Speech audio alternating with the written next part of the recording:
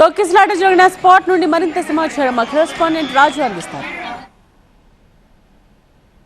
వైకుంఠ ద్వార దర్శనం టోకన్ల జారీలో అపశృతి చోటు చేసుకున్న నేపథ్యంలోనే 6 మృతి చెందారు. అయితే ఘటనపై ఇప్పటికే టీటీడీ విచారణకు ఆదేశించి ముఖ్యమంత్రి దిగ్భ్రాంతి వ్యక్తం చేస్తూనే అధికార యంత్రాంగం తీరును తప్పుపట్టిన పరిస్థితి కనిపిస్తుంది. నిర్లక్ష్యం ప్రధాన కారణమని భావిస్తున్న పరిస్థితి కనిపిస్తుంది. శ్రీ పద్మావతి ఉద్యానవనంలో ఈ ఘటన జరిగింది.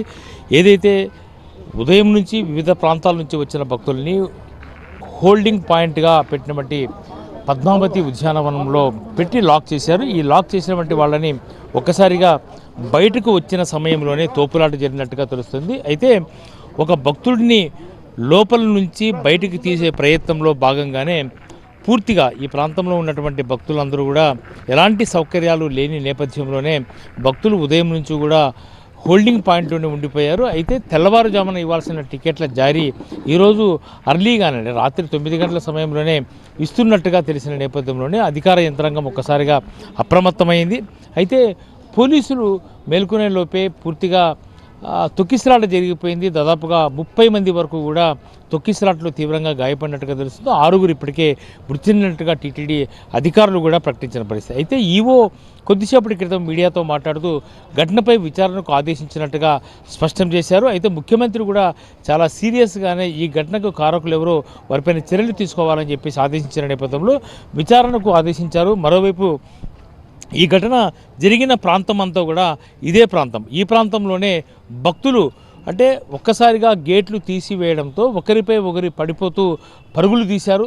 పరుగులు తీసినటువంటి భక్తులు ఒకరిపై ఒకరు తొక్కుకుంటూ ముందుకు వెళ్ళడంతోనే అపస్మారక స్థితికి చేరుకున్నారు. అయితే పోలీస్ సిబ్బంది చాలా తక్కువగా ఉన్నట్టుగా తెలుస్తుంది.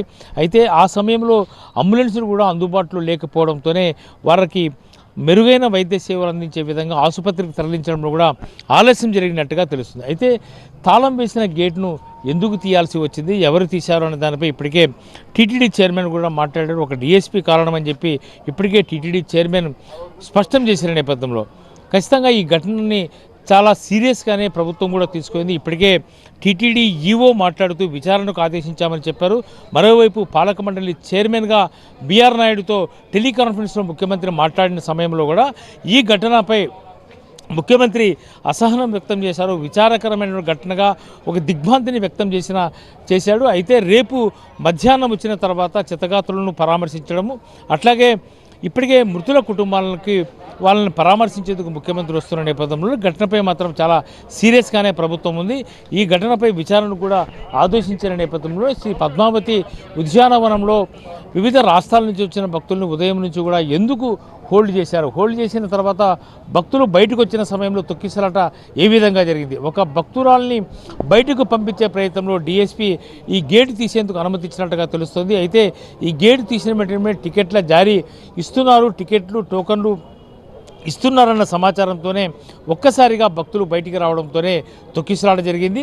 అయితే తొక్కిసలాట జరిగిన సమయంలో అందుబాటులో అంబులెన్సులు కూడా లేనట్టుగా తెలుస్తుంది. అయితే ఈ ఘటన మొత్తం పైన విచారణ అయితే ప్రభుత్వం చేస్తోంది.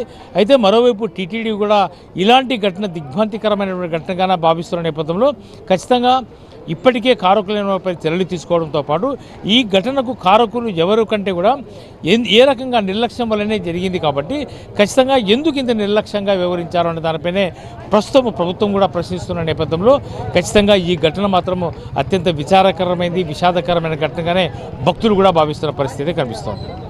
కెమెరా పర్సన్ జగదీష్తో రాజు టీవీ9 తిరుపతి నుంచి.